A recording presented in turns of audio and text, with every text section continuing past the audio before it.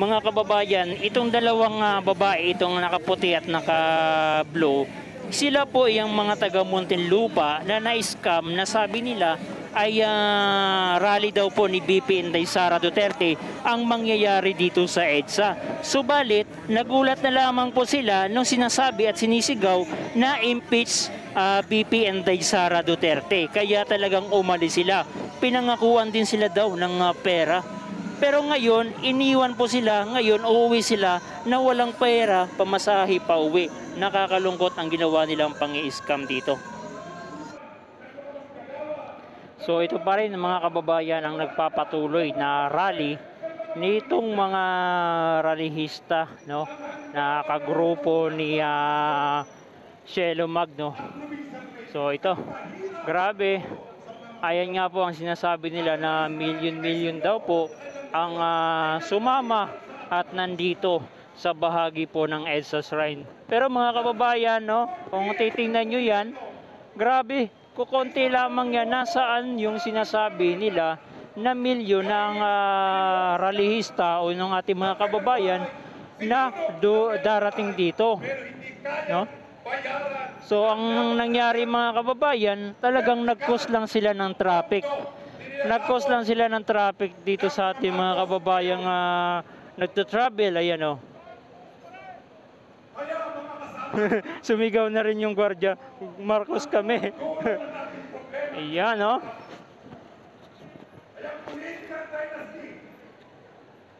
Kawawa, no? Ang kawawa yung ating mga kababayan dito na mga na-scam. Kasi meron kanina na umamin na dalawang babae, mga kababayan, na kung saan ay sinabi na magkakaroon daw po ng rally ng ni BP Inday Sara dito po sa EDSA Shrine o dito sa EDSA. Pero ang nangyari mga kababayan, ang nangyari ay in-scam lang pala sila ng kanilang mga opisyal doon sa kanilang barangay kasi ang napuntahan pala nila yung impeachment laban kay BP Inday Sara, no? Grabe, dapat hindi po nila ginagawa yun mga kababayan kasi kawawa yung ating mga Pilipino, no? Yung iba ay gusto lang pumunta dahil nga po talagang solid na supporter ni BP Inday Sara Duterte, pero in-scam nila mga kababayan.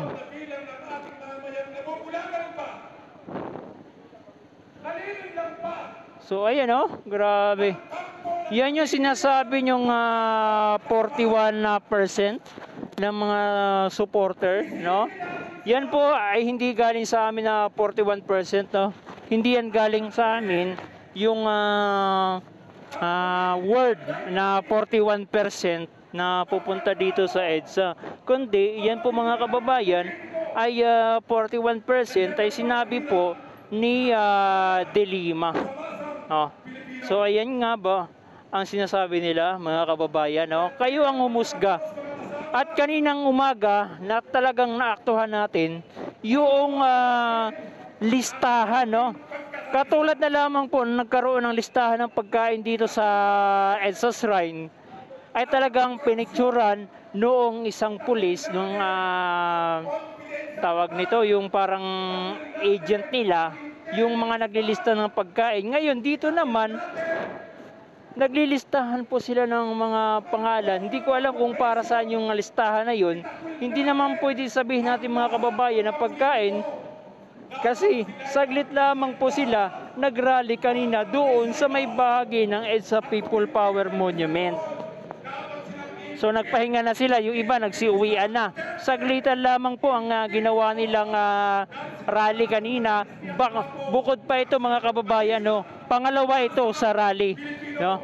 Pero ang nangyari mga kababayan ay na-scam na naman po ang Marcos dahil nga kanina sa rally ni Trillanes doon sa bahagi ng EDSA People Power Monument ay kasama po yung mga pro-Marcos.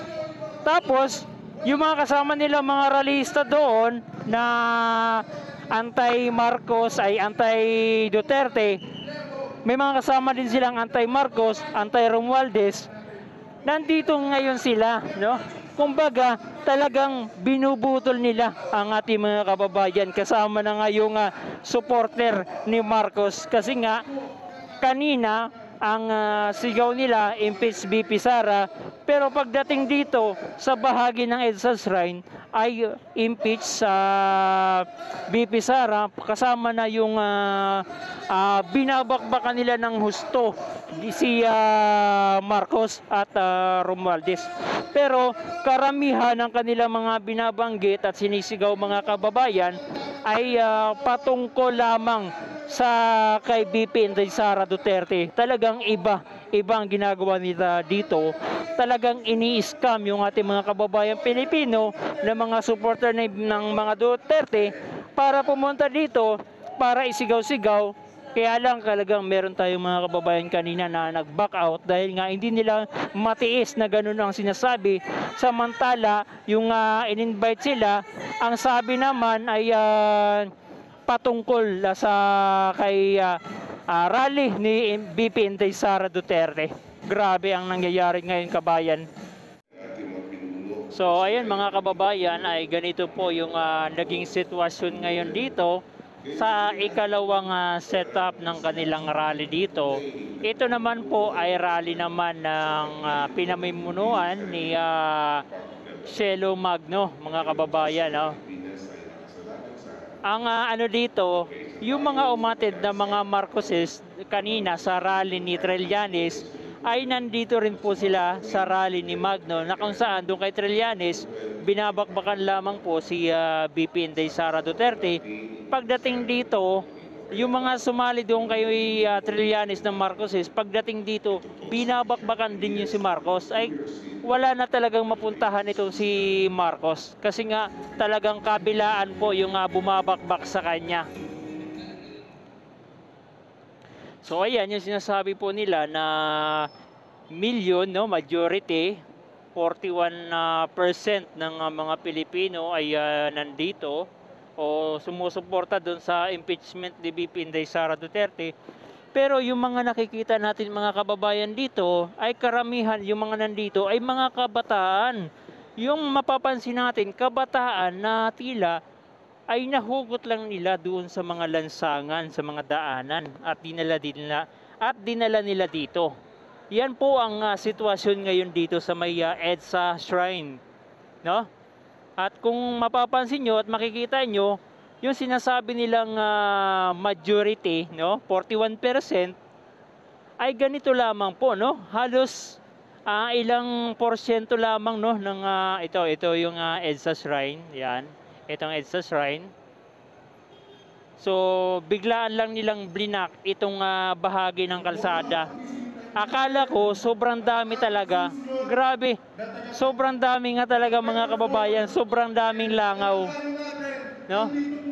Sama-sama ang iba't ibang grupo ng mga manggagawa, mga kaperian at iba't ibang religious groups. So, ayan o, grabe.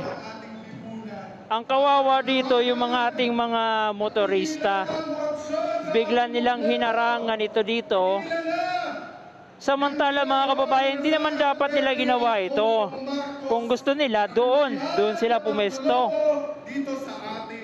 Lalong-lalo na ay parang wala naman ata silang permiso na harangan itong kalsada. Pero inutusan ng kanilang leader na okupahin na ang kalsada. So ganyan ba talaga ang dapat nilang gawin mga kababayan, no? Kikita nyo yan? 41%, ayan o. Nagagalit na yung ating mga kababayang Pilipino. Yung ating mga motorista nagagalit na rin. Kaya talagang binabakbakan sila mga kababayan nitong mga busina ng ating mga motorista. Grabe. Yan ba yung pinagmamalikan nila mga kababayan, no? So, ayan o. Mas madami pa yata yung mga kapulisan na nakapalibot dito sa EDSA kumpara doon sa mga pumunta dito na alam naman natin na talagang hakot mga kababayan. So walang pakialam mga kababayan yung mga motorista. Kasi nga yung mga dumadaan natin mga motorista mga kababayan, yan ay mga solid na mga Duterte yan, no? Solid na mga Duterte yan, mga kababayan. At yan ang hindi po nilang kaya, no? Hindi nila kaya na diktahan. Talagang malakas ang Duterte. Ayan, oh, grabe.